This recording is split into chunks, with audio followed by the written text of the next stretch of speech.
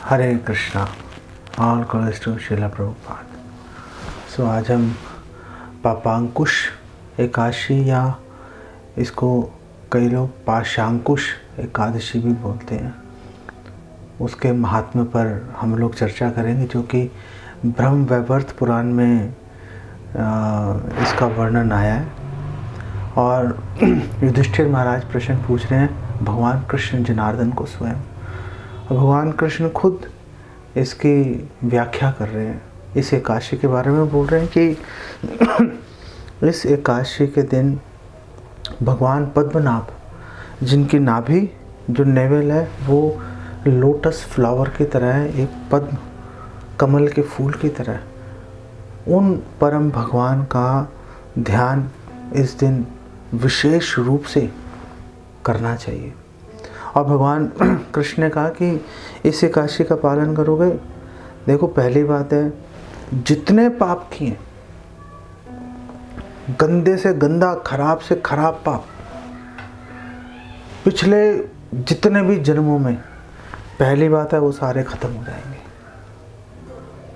दूसरी बात यह है, जो भी आपकी भौतिक इच्छाएं हैं सारी पूरी हो जाएंगी।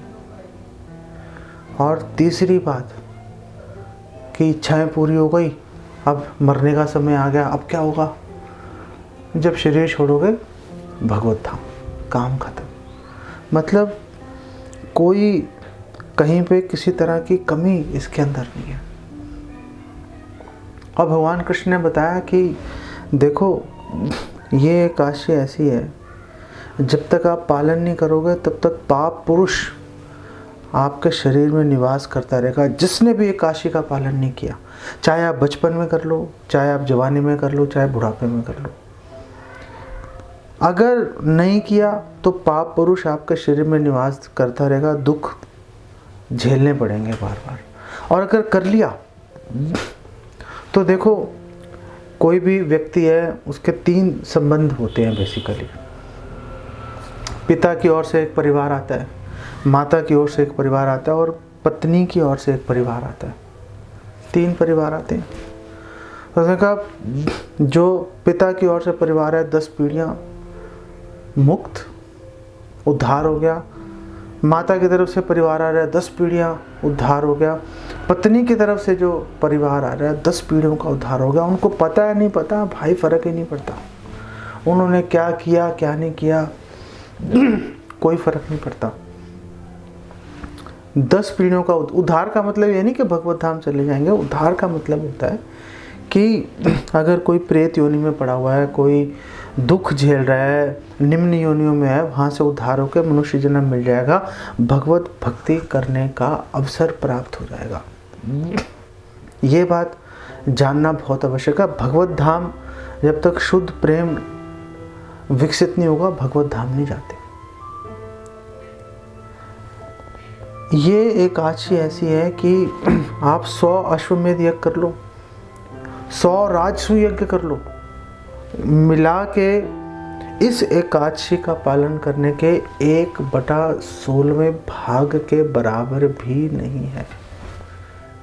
इस एकादशी का पालन किया तो यमराज का मुख जो है वो देखना नहीं पड़ेगा।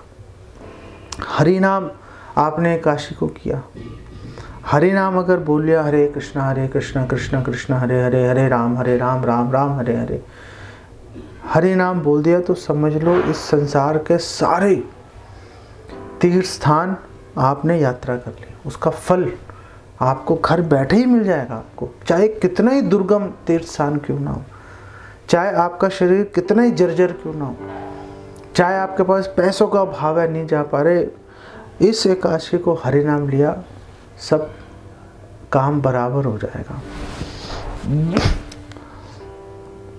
ये एकादशी जो है, ऐसा नहीं है कि आपने इस एकादशी का पालन करना है इन सब लाभों के लिए कि हाँ ये सब लाभ मिलेंगे।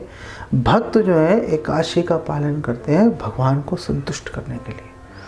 तो भगवान को संतुष्ट करने का प्रत्यक्ष लाभ क्या है? भगवत धाम जाएंगे। और अप्रत्यक्ष लाभ, अपरोक्ष जो लाभ है वो ये सारे फ़ायदे मिलते हैं, अश्वमेध यज्ञ का फल और इसका फल और उसका फल, के परिवार के लोग मुक्त हो गए, ये सब अपरोक्ष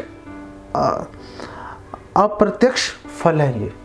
लेकिन जो मुख्य फल है, जैसे आपके जो पितृ हैं, जितने भी पितृ हैं, इस एकादशी का पालन करने से सबको, जितने पितृ हैं हमारे, लोग श्राद्ध करते हैं, इस एकादशी का पालन करो, सारे पितर आपके चतुर्भुज रूप में वैकुंठवासी बन जाएंगे। और क्या चाहिए, और क्या चाहिए आप बताओ। कहाँ हम लोग कर्म कांड के पीछे दौड़ते रहते हैं। इस एकादशी का पालन करो, उनको लाभ ही लाभ मिलेगा उनको। अगर नहीं किया तो, अगर एकादशी का पालन नहीं किया तो भगवान कृष्ण कह रहे हैं, अगर एकादशी का पालन नहीं किया तो जैसे सांस ले रहे हो, बेकार है सांस लेना। जैसे लोहार की धोंकनी है, वो भी तो फूलती है पिचकती है, फूलती है पिचकती है, फूलती है पिचकती है। ऐसे ही आप भी सांस ले रहे हो, सीना बाहर आ रहा है, अंदर जा रहा है, बाहर जा रहा है, अंदर आ रहा है, बस और कुछ नहीं है। जैसे लोहार की धोंकनी का सांस लेना बेकार है, ऐसे ही जो इस एकादशी का पालन नहीं करेगा उसको बेकार है। और आखिर में तो सबसे महत्वपूर्ण बात है, सब काम करो, साथ में दान देना बहुत आवश्यक है। दान दीजिए, विशेष रूप से ऐसे भक्तों को दान दीजिए जो भगवान कृष्ण की, जो चैतन्य महाप्रभु की लीलाओं को, शिक्षाओं के प्रचार और प्रसार में लगे हुए हैं। इसको यहीं विराम देते हैं। जगत गुरु श्रील प्रभुपाद की जय। हरे कृष्णा।